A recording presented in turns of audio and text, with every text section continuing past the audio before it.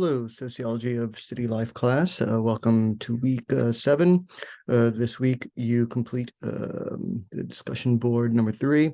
It's all based on a classical ethnographic book in sociology, Elijah Anderson's Place in a Corner, a study of Black street corner men, which provides a rich portrayal of urban life, particularly in the context of the inner city neighborhood of Philadelphia. And so this became one of the most famous ethnographic studies in sociology. And Elijah Anderson's been around for a long time. He even wrote a blurb for my book, Down and Out in New Orleans, with Columbia University Press. So he's been around for a long time and considered an excellent scholar. And so for this discussion board, you'll look at chapter 1, the setting, where he describes the setting of the story, which is basically a street corner. And so I ask you a couple questions for that discussion board there. Chapter 2, the elaboration of primary ties and personal identities, where the author looks at the relationships between the different people on the street corner, talks about the types of connections that they've made, the types of friendships and bonds that they have, familial connections, things like that. And so I ask you how these personal ties influence the construction of individual identities in this urban environment. And then he divides the patrons, the punters in this street corner in the bars, regulars, wineheads, hoodlums. And so the regulars are individuals who frequent the street corner, obviously regularly. And so I ask you to consider the reasons behind their presence and the social functions that they serve. And so important to look at. Then chapter 4 is on wineheads. And so I ask you a question there to analyze the dynamics within this group and their interactions with other residents, and how do wineheads navigate social expectations? What role do they play in a larger, the broader social fabric of the neighborhood? And then you have the hoodlums. And so I ask what factors that contribute to the formation of this kind of hoodlum identity, and how this identity influences their relationships with both residents and authorities in the neighborhood, and always looking at functions. And sociologists are always looking at functions. Every institution has a function, but for the individual, the institution has an I function. In other words, people are always in a place or in a social setting for a reason. And it's your job to look at, what is the function, not only for this social scene in this institution, but what is the function for the individual. And remember, when I talk about manifest and latent functions, manifest functions are the stated conscious, purposeful intent behind human behavior. It's basically the reason why people say they do the things that they do. But as sociologists, we're more concerned with the latent function of human behavior, not so much the manifest function, which is, again, obvious, stated, purposeful, conscious intent behind human behavior. The latent function, rather, is the underlying, subconscious, hidden, less obvious motivation or meaning behind human behavior. And so our job as sociologists is to figure out what is the latent function of these social worlds. What is the latent function of why people are doing the things they're doing? So what is the latent function behind the behaviors in the street corner and the bars? And so we begin to look at chapter 6, social order and sociability. This is where Anderson examines social order, shedding light on unwritten rules that govern some of these interactions on the street corner. So he talks about this types of social order and this type of sociability, and kind of what rituals and codes of conduct play into the shaping of this dynamics. Here he kind of talks about morality, but it becomes very problematic because he talks about morality from the dominant white bourgeois culture, and he makes kind of an argument that a lot of these street corner men are trying to find a sense of decency or morality, but according to whose morality, according to whose logic. And so in a couple of weeks, we're going to look at Louis Quicquant, who's going to really expose some of the problems of mainstream American sociology, including this ethnography here. And then chapter 7, he offers a conclusion where you'll reflect a little bit on the findings and the insights that are presented throughout the book. And so, as always, be critical be creative, try to think of new and unique ideas. That's always what I'm looking for. People who can think differently, think creative, push the boundaries of thought. So that's your discussion board of the entire book. You had 2 weeks to read the book, relatively short book, very easy to read anyway. And so let's see what else you have. Oh yeah, and then we have also our, I'm trying to find it here. Yeah, you have your city life assignment 3, sidewalk ballet observation assignment. The assignment should be pretty detailed for you already on Canvas. But basically this assignment aims to provide you with the opportunity to conduct a detailed observation of urban life on a busy block, or at a train transit stop or an intersection, a park, plaza. It could be the Amtrak station here, indoor public gathering space. And so hopefully by immersing yourself in the daily rhythms and patterns of this space, you'll be able to gain some insights into the social dynamics and activities that shape the urban environment. And always make sure to be thoughtful and insightful in your replies. And so pick a location to observe. Again, a busy block, transit stop, Amtrak station, an intersection, park, plaza. There's plenty of that to pick. Indoor public space of some sort. Observe for a period of time, an hour or two. Ensure that you observe the space over several days to capture variations in daily life. So you'll be able to see some difference, maybe even in one day, look at in the morning, afternoon, and evening, or in different days, you can look at morning, afternoon, and evening and make those types of observations. And what kind of observations? Note the number of people moving through the space at different times, document the activities they engage in, walking, sitting, talking, working, exercising, running, whatever it might be, arguing, debating, observe if there are regular events or frequent users in this space. Record how long people typically spend in that space, document the times when specific activities occur. And so if you want to learn about urban social life, you need to be there, right? You have to be present and observe and watch. And so I create these assignments so you can learn something that goes outside of just reading books.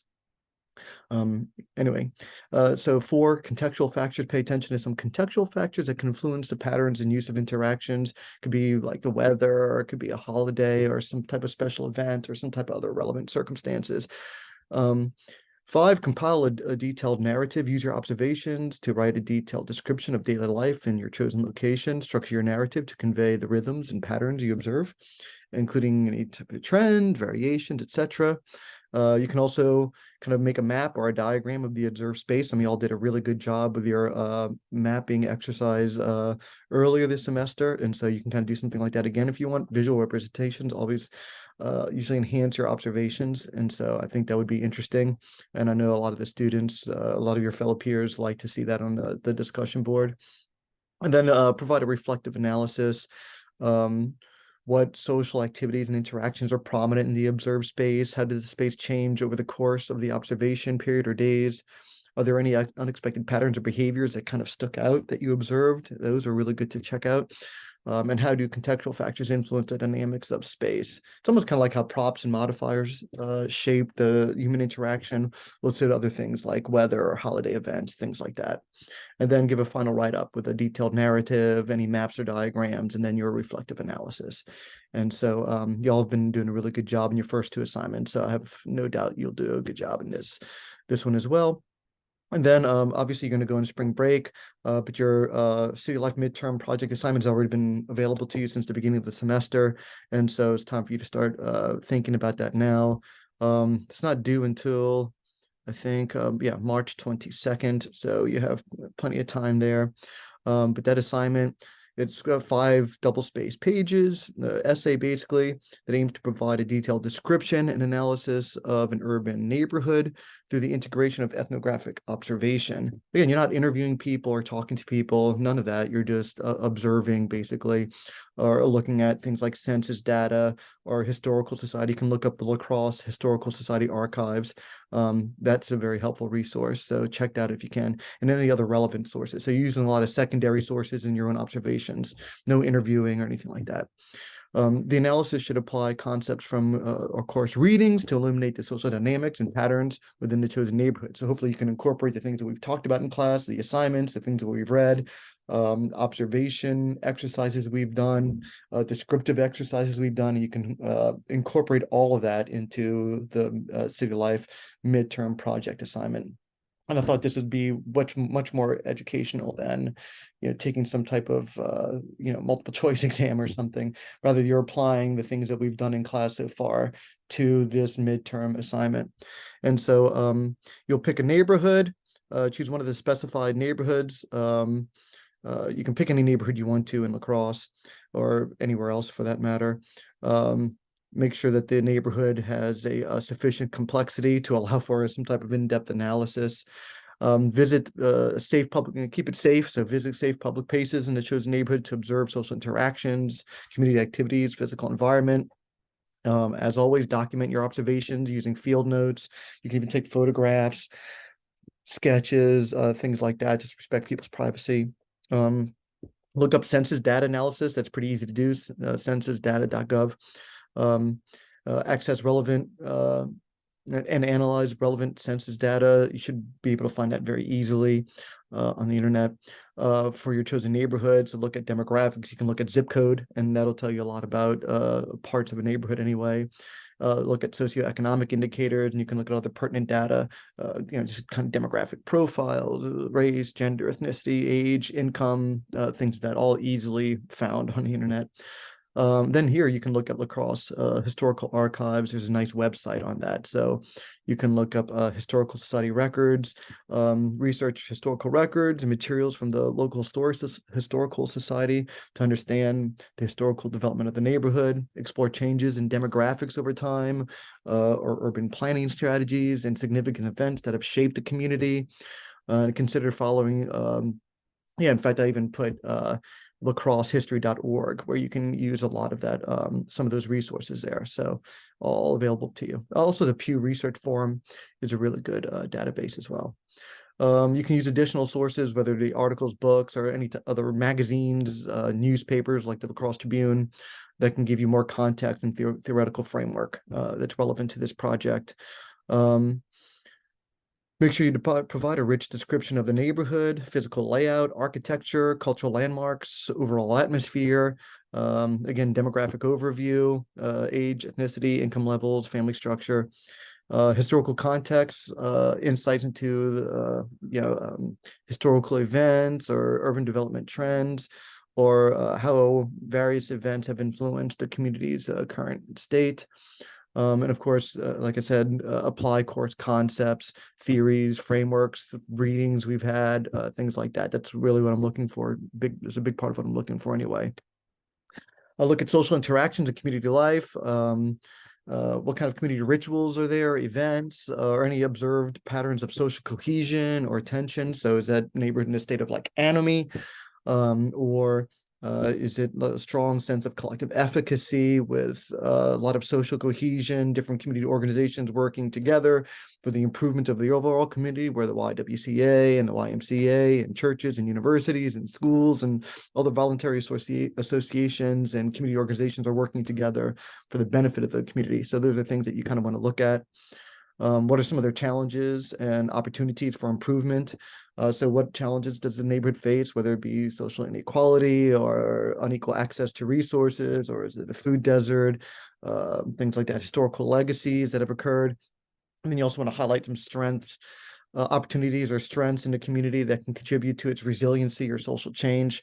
I've been doing a lot of that actually for a different project on a book I'm writing on the Mississippi Gulf Coast. So I'm talking about how there's a lot of sense of resiliency that the neighborhood residents have developed dealing with things like massive hurricanes and things like that that have really impacted places like New Orleans and the entire Mississippi Gulf Coast. And I talk about how that has shaped the community in profound ways and made them very resilient. So you can look at what other types of strength or resiliency or positive social change have occurred in some of those communities.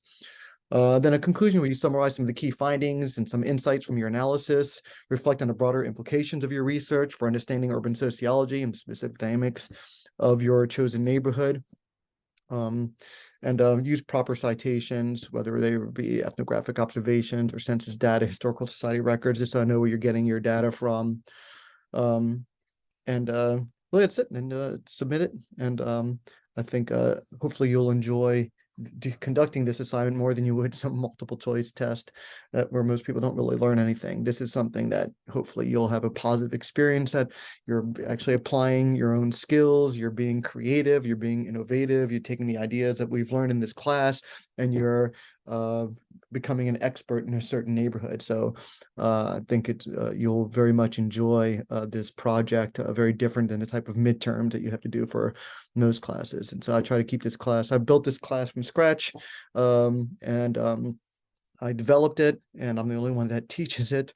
So I keep on trying to make it creative and innovative and exciting for students. And so I hope that you do enjoy this assignment. Other than that, until next time, keep up the good work. And I appreciate all of your hard work and effort. And see you later. Thank you.